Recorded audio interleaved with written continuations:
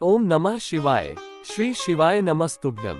हर हर महादेव। ये श्री शिव महापुराण की रुद्र संहिता का छठा अध्याय है।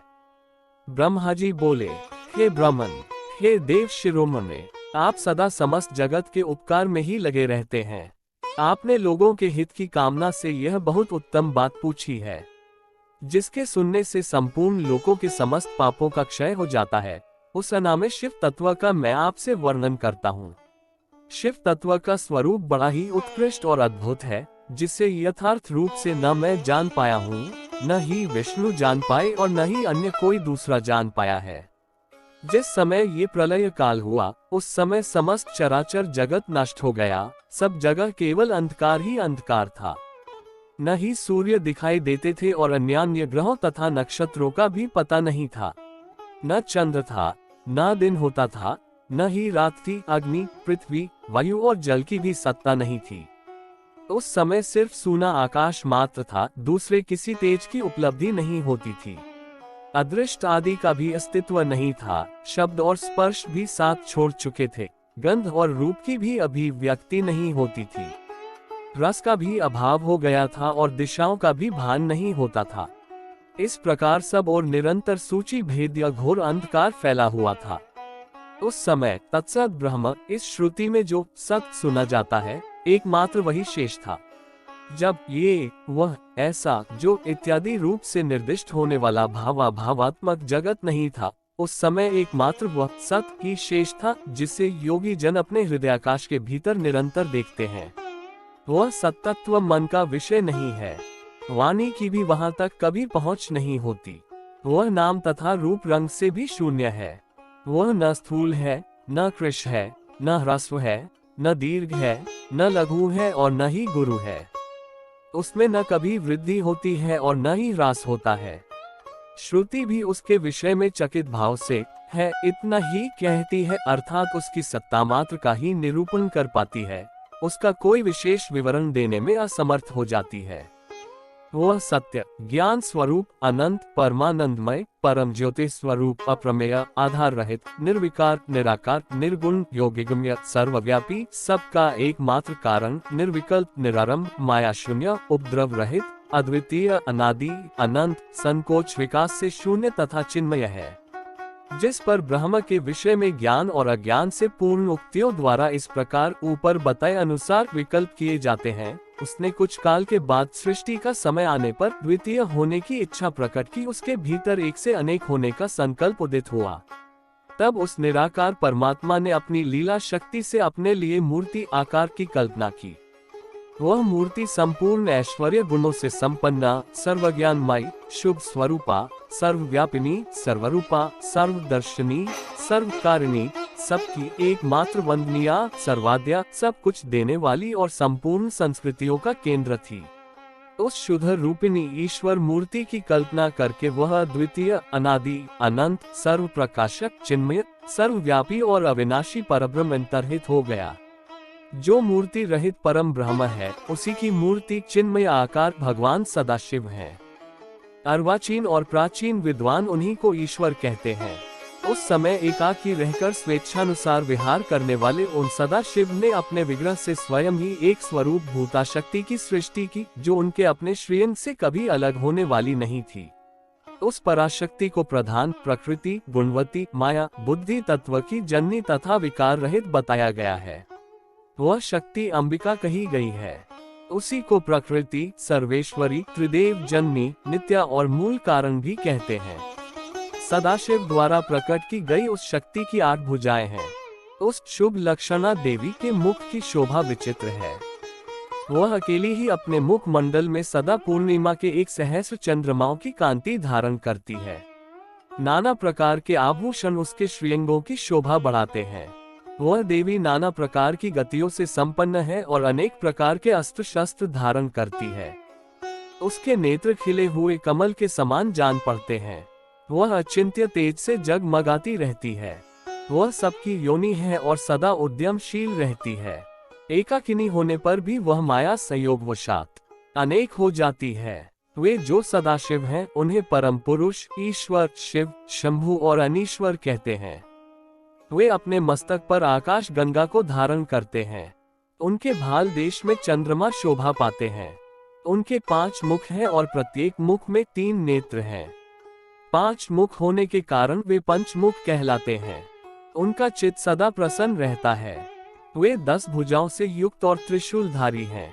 उनके श्रीअंगों की प्रभा कर्पूर के समान श्वेत गौर है। वे अपने सारे अंगों में भस्म रमाए रहते हैं। उन काल रूपी ब्रह्म ने एक ही समय शक्ति के साथ शिवलोक नामक क्षेत्र का निर्माण किया था। उस उत्तम क्षेत्र को ही काशी कहते हैं। वह परम निर्वाण या मोक्ष का स्थान है जो सबके ऊपर विराजमान है। ये प्रियतम रूप शक्ति और शिव जो परमानंद स्वरूप है, उस मनोरम क्षेत्र में नित्य निवास करते हैं। वह काशीपुरी परमानंद रूपिणी है। हे मुने, शिव और शिवा ने प्रलय काल में भी कभी उस क्षेत्र को अपने सान्निध्य से मुक्त नहीं किया है। इसलिए विद्वान पुरुष उसे अविमुक्त क्षेत्र भी कहते हैं। वह क्षेत्र आनंद का हेतु है, इसलिए पिनाकधारी शिव ने पहले उसका नाम आनंद वन रखा था। उसके बाद वह अविमुक्त के नाम से प्रसिद्ध हुआ। हे देवर्षे, एक समय उस आनंद वन में रमण करते हुए शिवा और शिव के मन में यह इच्छा हुई कि किसी दूसरे पुरुष की भी सृष्टि करनी चाहिए, जिस पर सृष्टि संचालन का महान भार रखकर हम दोनों केवल काशी में रहकर इच्छानुसार विचरण करें और निर्वाण धारण करें।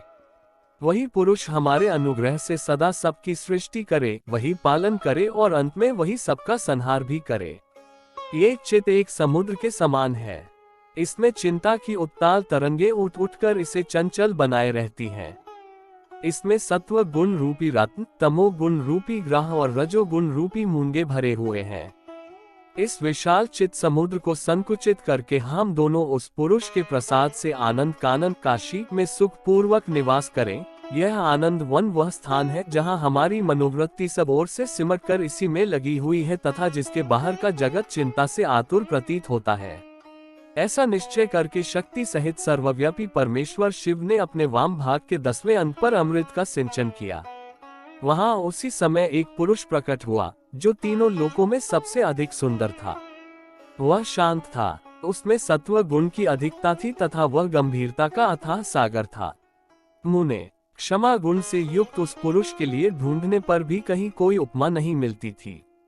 उसकी कांति इंद्रनील मणि के समान श्याम थी। उसके अंग अंग से दिव्य शोभा छिटक रही थी और नेत्र प्रफुल्ल कमल के समान शोभा पा रहे थे। उसके श्रीअंगों पर सुवर्ण सदृश कांति वाले 2 सुंदर रेशमी पीतांबर शोभा दे रहे थे। किसी से भी पराजित न होने वाला वह वीर पुरुष अपने प्रचंड भुज दंडों से सुशोभित हो रहा था। तदनंतर उस पुरुष ने परमेश्वर शिव को प्रणाम करके कहा, हे स्वामिन, मेरे नाम निश्चित कीजिए और काम बताइए।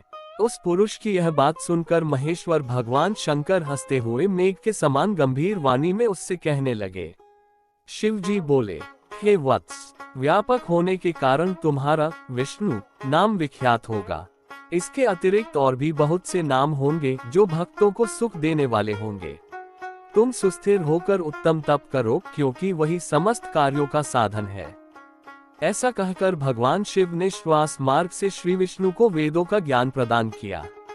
तदनंतर अपनी महिमा से कभी च्युत न होने वाले श्रीहरि भगवान शिव को प्रणाम करके बहुत बड़ी तपस्या करने लगे और शक्ति सहित परमेश्वर शिव भी पार्षद गणों के साथ वहां से अदृश्य हो गए। 12,000 दिव्य वर्षों तक तपस्या करने के पश्चात भी विष्णु अपने अभीष्ट फल स्वरूप सर्वस्व देने वाले भगवान शिव का दर्शन प्राप्त न कर सके। तब विष्णु को बड़ा संदेह हुआ। उन्होंने हृदय में शिव का स्मरण करते हुए सोचा कि अब मुझे क्या करना चाहिए। इसी बीच शिव की मंगलमयी आकाशवाणी हुई कि संदेह दूर करने के लिए पुनः तपस्या करनी चाहिए। शिव की उस वाणी को सुनकर विष्णु ने ब्रह्म में ध्यान को अवस्थित कर पुनः दीर्घ काल तक अत्यंत कठिन तपस्या की। तदनंतर ब्रह्म की ध्याना अवस्था में ही विष्णु को बोध हो आया और वे प्रसन्न होकर ये सोचने लगे कि अरे, वह महान तत्व है क्या। उस समय शिव की इच्छा से तपस्या के परिश्रम में निरत विष्णु के अंगों से अनेक प्रकार की जलधाराएं निकलने लगीं। हे महामुने, उस जल से सारा सूना आकाश व्याप्त हो गया। वह ब्रह्म रूप जल अपने स्पर्श मात्र से सब पापों का नाश करने वाला सिद्ध हुआ। उस समय थके हुए परम पुरुष विष्णु मोहित होकर दीर्घ काल तक बड़ी प्रसन्नता के साथ उसमें सोते रहे। 53 नार अर्थात जल में शयन करने के कारण ही उनका नारायण ये श्रुति सम्मत नाम प्रसिद्ध हुआ। उस समय उन परम पुरुष नारायण के अतिरिक्त दूसरी कोई प्राकृत वस्तु नहीं थी। उसके बाद ही उन महात्मा नारायण देव से यथा समय सभी तत्व प्रकट हुए। हे महामते, हे विद्वन, मैं उन तत्वों की उत्पत्ति का प्रकार बता रहा हूँ, सुनिए। प्रकृति से महतत्व प्रकट हुआ और महतत्व से सत्वादि तीनों गुण। इन गुणों के भेद से ही त्रिविध अहंकार की उत्पत्ति हुई। अहंकार से 5 तन्मात्राएं हुई और उन तन्मात्राओं से 5 भूत प्रकट हुए। उसी समय ज्ञानेंद्रियों और कर्मेंद्रियों का भी प्रादुर्भाव हुआ। हे मुनिश्रेष्ठ, इस प्रकार मैंने आपको तत्वों की संख्या बताई है। इनमें से पुरुष को छोड़कर शेष सारे तत्व प्रकृति से प्रकट हुए हैं, इसलिए सबके सब जड़ हैं। तत्वों की संख्या 24 है। उस समय एकाकार हुए 24 तत्वों को ग्रहण करके वे परम पुरुष नारायण भगवान शिव की इच्छा से ब्रह्मरूप जल में सो गए। इस प्रकार श्री शिव महापुराण के अंतर्गत द्वितीय रुद्र संहिता के प्रथम खंड में सृष्टि उपाख्यान का विष्णु उत्पत्ति वर्णन नामक छठा अध्याय पूर्ण हुआ। ओम नमः शिवाय। श्री शिवाय नमस्तुभ्यम। हर हर महादेव।